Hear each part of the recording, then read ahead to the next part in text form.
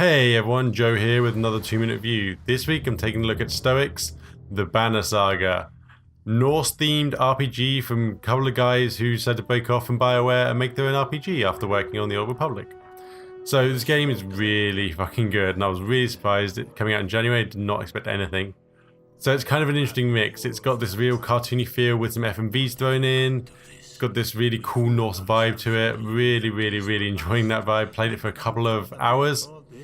Got really into it with the whole drinking and warhammers and axes and bludgeoning people to death. So it's really good. So you play kind of this weird way in the battle. So it's kind of a mix between Final Fantasy and Heroes of Might and Magic, I guess I'd say. You have a couple of different classes. You have like archers. You also have just regular melee guys. But then you also have these different races. You have these giants. And it kind of affects the way the battle is because giants are bigger on the field. So you got to deal with them. But it's really cool, and I really enjoyed this mechanic. It was really fun to play as, and I look forward to every battle. Not that often in the game so far through the first chapter, but it's all through a story.